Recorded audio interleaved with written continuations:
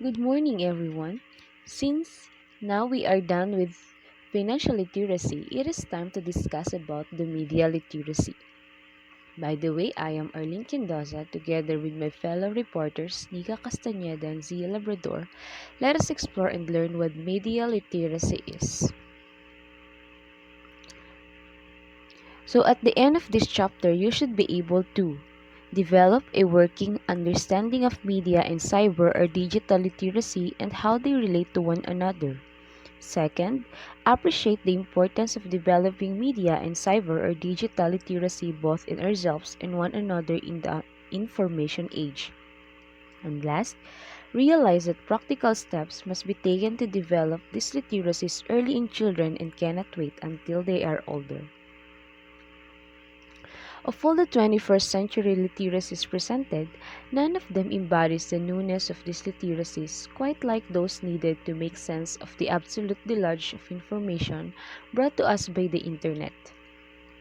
With a vast number of websites, web forums, and social media applications now available for us, never before has there been so much information in early every form imaginable, from nearly every source imaginable available to us 24 hours a day, no matter our location is.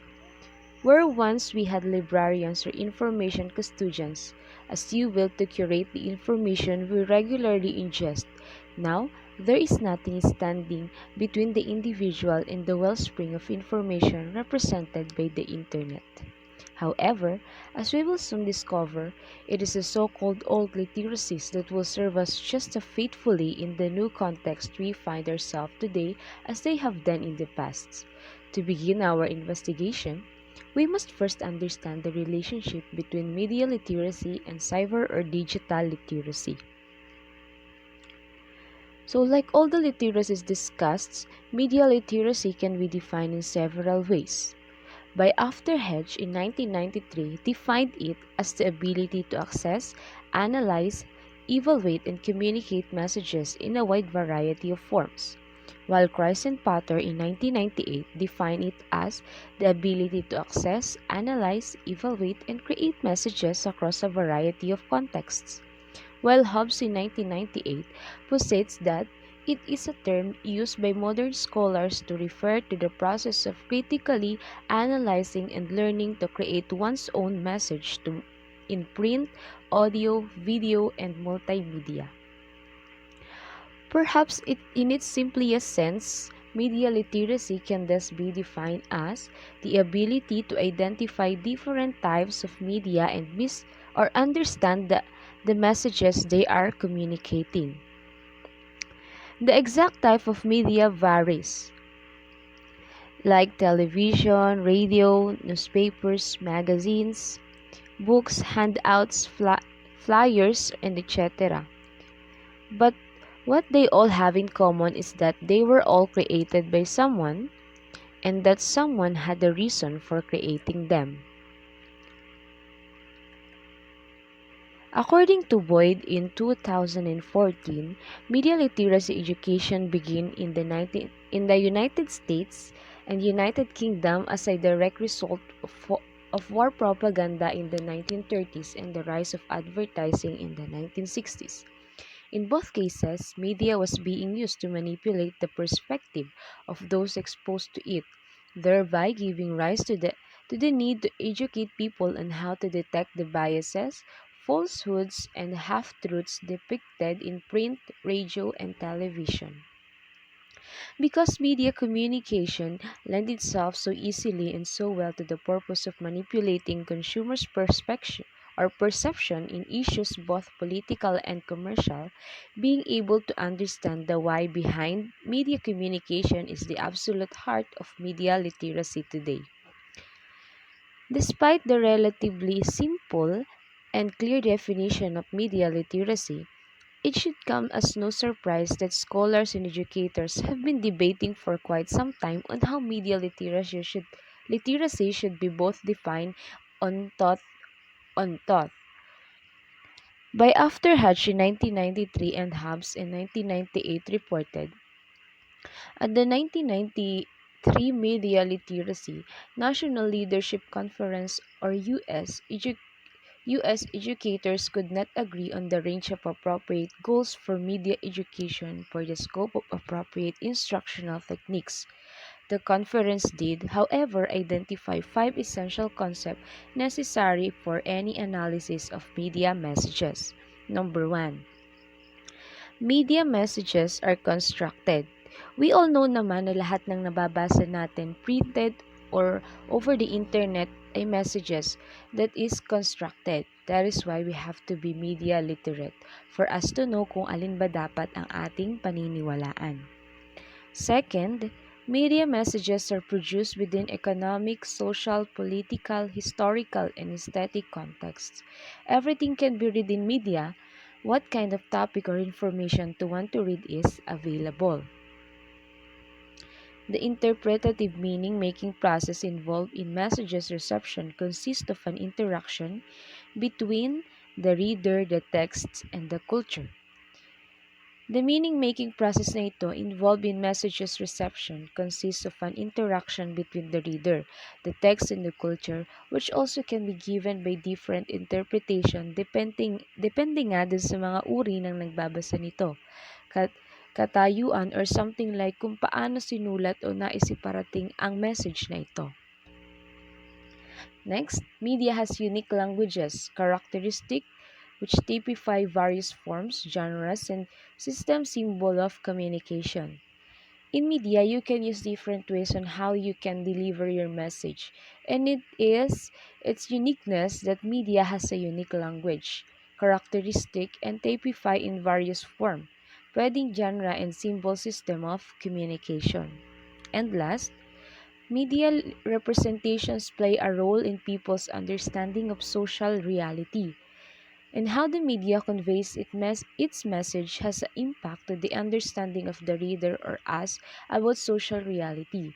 So we have to be aware that most of the time people has another meaning or interpretation in what we post or what messages they have read. What these five concepts boil down to is that while the producer of a particular media has an intended meaning behind the communication, what actually gets communicated to the consumers depend not only on the media itself but also on the consumers themselves and on their perspective cultures. The consumers' perceived meaning is what then develops into how people understand social reality. An immediate example of this is the media portrayal of Mindanao. Because so little good news coming from the island is communicated by the news networks, the average Filipino who might never had been to Mindanao comes to believe that entire island is involved in armed conflict, that anyone from Mindanao is somehow involved in a conflict, and therefore refuses to go there, nor allow any of his or her relatives to do so. It is unlikely that this was the media's intention, but is the viewer's interpretation that ultimately determine his or her belief and behavior. Now let's move on to what media literacy is not. Given the broad and somewhat nebulous nature of media literacy, its implied definition can be gleaned by understanding what media literacy is not. The following is a list of actions that are often mistaken of being representative of media literacy. First, criticizing the media is not, in and of itself, media literacy. However, being media literate sometimes requires that one indeed criticize what one sees and hears. So criticizing the media as a whole is not, but being media literate, we have to know where and when we criticize depending on what we see or hear. Bumubo na tayo because we know deep inside that there is something wrong about what we read or see or hear. Merely producing media is not media literacy, although part of being media literate is the ability to produce media. Third, teaching with media like videos, presentation, etc. does not equal media literacy. An education in media literacy must also include teaching about media. Hindi natin masasabi na media literate tayo kung hinihimay-himay natin or hindi porket nagtuturo tayo using some media tools, media literacy na ang tawag doon, kundi ang tunay na media literacy in education is not just being integrated the tools in education, but also being taught in school what media really is, and that is part of being media literate. Next, viewing media and analyzing it from a single perspective is not media literacy. Through media literacy requires both the ability and willingness to view and analyze media from multiple positions and perspectives. Hindi natin masasabi na media literate tayo kung hinihimay-himay natin yung single perspective or just focusing in one perspective. Being media literate is the ability and willingness to view, analyze media from multiple positions and perspective. Tinitingnan natin lahat ng anggulo, lahat ng related news or information about the topic. Hindi tayo dapat biased or one-sided lang. Next, media literacy does not simply mean knowing what and what not to watch. It does mean watch carefully and think critically. Lastly, media literacy is not about simply knowing kung ano ang dapat at hindi natin dapat pinapanood, kundi whatever we see or watching, we have to acquire the ability to watch carefully and think critically. Unawaan natin yung pinapanood natin. What is the reason why they created this video or those contents? Anong makukuha nating idea upon watching this? Now let's move on to challenges to media literacy education. One glaring challenge to teaching media literacy is how do we teach it? Teaching is a subject in itself might not be feasible given how overburdened the curriculum is at the moment, while integrating it into the subject that are currently being taught may not be learned by doing and repetition rather by mere classroom discussion. Livingstone and Van der Graaf identified how to measure media literacy in evaluation, the success of media literacy initiatives as being one of the more pernicious challenges facing educators in the 21st century, for the simplest reason that if we cannot somehow measure the presence of media literacy in our students, how do we know we have actually taught them?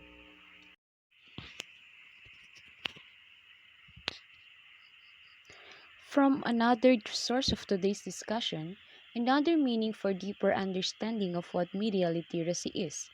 Here are the learning outcomes of the same topic. First, define media literacy. Cite the importance of media literacy. Explain media information literacy or MIL along with the advantages of media. Examine the advantages and disadvantages of media. Demonstrate how MIL can be integrated in the curriculum. Draw relevant life lessons and significant values in generating, utilizing, and creating media tools. Analyze research abstract on media literacy and its implication on teaching learning process. And conduct a research survey on media literacy integration and draw findings and recommendation. I have here the sample of data that is most like audiovisual gadget and most trending media apps. For the most like audiovisual gadgets, we have earphones with 4%, iPad 5%, stereo 8%, transistor radio 10%, and PlayStation with 15%. Next one is the most trending media app. First one ay Instagram with 2%, Waze 10%, iWantTV with 12%, Spotify 15%, and podcast with 20%. Today, information comes through an interwoven system of media technologies. The ability to read many types of media has become an essential skill in the 21st century. Thus, schools are greatly confronted with the challenges. So, what is media literacy? By Lynch 2018, coined the term media that refers to all electronic or digital means and print or artistic visual used to transmit messages through reading, seeing, hearing, or changing or playing with, or some combination of each. Media can be component of active learning strategies such as grouping discussions or case studies.